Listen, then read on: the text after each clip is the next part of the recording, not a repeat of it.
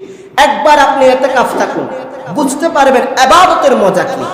কারণ এই 10 দিন আপনার সাথে পরিবারের যোগাযোগ থাকবে না, দুনিয়াবি কোনো কাজ কাম, দুনিয়ার কোনো প্রেশার আপনার মধ্যে থাকবে না। শুধু আপনি আল্লাহর ইবাদতে মশগুল থাকবেন, শুধু দিন রাত মসজিদে পড়ে থাকবেন, ইবাদত করবেন, নামাজ পড়বেন, কোরআন তেলাওয়াত করবেন, জিকির আজকার করবেন। এই মজাটা আপনি ইতিকাফ থাকলে বুঝতে পারবেন। ইতিকাফ হচ্ছে সুন্নাতে মুআক্কাদা আলাল কিফায়া। এটা পুরো মহল্লাবাসী থেকে যদি একজন আদায় করে সবাই মাফ হয়ে যাবে।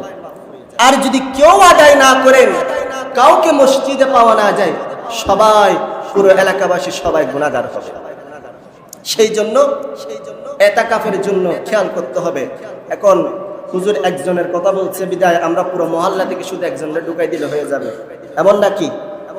আমরা দেখা যায় ইতিকাফের জন্য অনেক জায়গায় দেখি শুধু মহল্লা থেকে একজনদের কোনো মতে রাখে, অথবা সে ব্যক্তি যদি নিজের ইচ্ছায় না ঢুকে তারে টাকা পয়সা দিয়ে রাখি।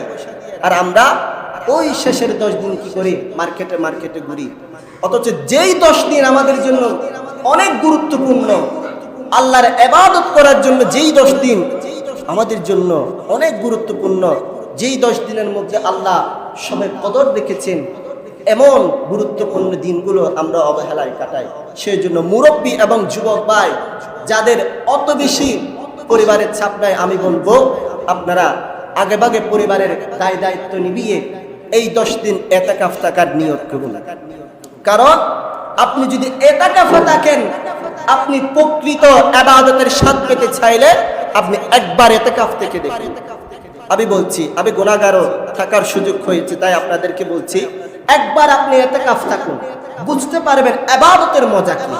কারণ এই 10 দিন আপনার সাথে পরিবারের যোগাযোগ থাকবে না, দুনিয়াবি কোনো কাজ কাম, দুনিয়ার কোনো প্রেশার আপনার মধ্যে থাকবে না। শুধু আপনি আল্লাহর ইবাদতে মশগুল থাকবেন, শুধু দিন রাত মসজিদে পড়ে থাকবেন, ইবাদত করবেন, নামাজ পড়বেন, কোরআন তেলাওয়াত করবেন, জিকির আজকার করবেন। এই মজাটা আপনি ইতিকাফ থাকলে বুঝতে পারবেন। প্যারা হাজিরিন, শুধু সেই জন্য বলবো আপনারা একজন চিন্তা করবেন না, যারা পারেন যত বেশি পারেন ইতিকাফ থাকবেন।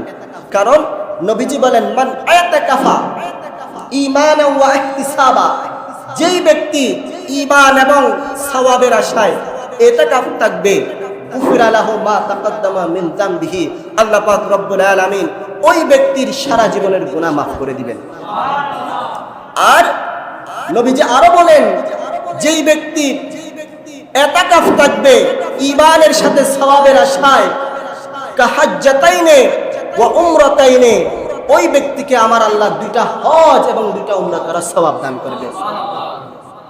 আপনার টাকা নাই, পয়সা নাই হজ করার জন্য, উমরা করার জন্য, আপনি যদি 10 দিন ইতিকাফ থাকতে পারেন বিনা পয়সায়, আপনি 2টা হজের সওয়াব আল্লাহ আপনার আমলনামায় দিচ্ছে, 2টা উমরার সওয়াব দিচ্ছে।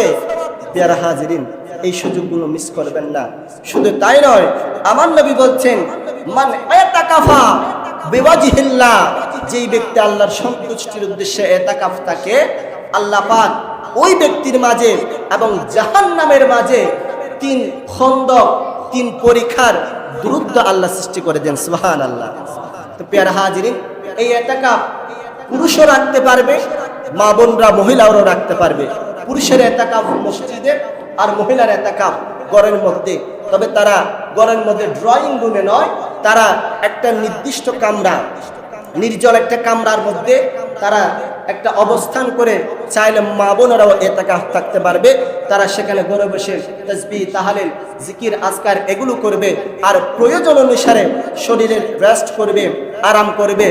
আর পুরুষরা ইতিকাফ থাকবে মসজিদে, মসজিদের মধ্যেও পুরুষরা ইতিকাফ থেকে কোনো কথাবার্তা বলবে না, দুনিয়াবে কোনো আড্ডা দিবে না, অযথা অপ্রয়োজনে মসজিদের বাইর হবে না।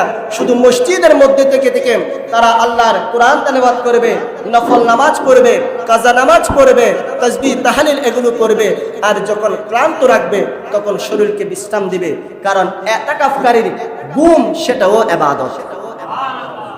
সেজন্য আমি বলবো আপনারা এতাকাফ থাকার এখন থেকে নিয়ত করে ফেলুন আগামী সপ্তাহে, যাতে আপনারা শুক্রবারে আপনাদেরকে ঢুকে যেতে হবে। সেই জন্য বলবো এখন থেকে প্রিপারেশন নিন, যা যা কাজ আছে সবগুলো চুপিয়ে নিন।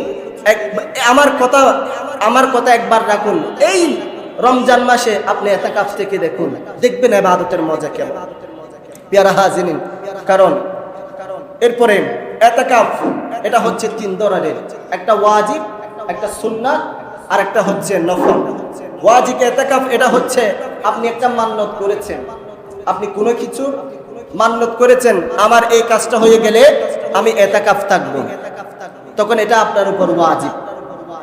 আবার মনে রাখতে হবে, আপনি নিয়ত করেছেন আমার এই কাজটা হয়ে গেলে আমি 2 দিন 3 দিন 4 দিন 1 সপ্তাহ, আপনি যত দিনের নিয়ত করেন আমি এতাকাফ থাকবো, এটা আপনার উপর ওয়াজিব। আর এই এতাকাফের সময় কিন্তু রোজা শর্ত, রোজাও রাখতে হবে আপনাকে।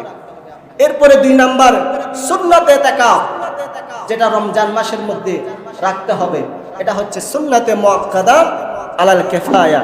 এটা পুরো মহল্লাবাসী থেকে কমপক্ষে একজন থাকতে হবে, কাউকে যদি পাওয়া না যায় সবাই গুনাহগার হবেন, তাই এই বিষয়টা খেয়াল রাখবেন। এরপরে 3 নাম্বার নফল এতাকাফ, যেটা আপনি এই যে মসজিদে এখন ঢুকছেন, আপনি ঢোকার সময় যদি নিয়ত করেন এতেকাফ, এটা হচ্ছে নফল এতেকাফ।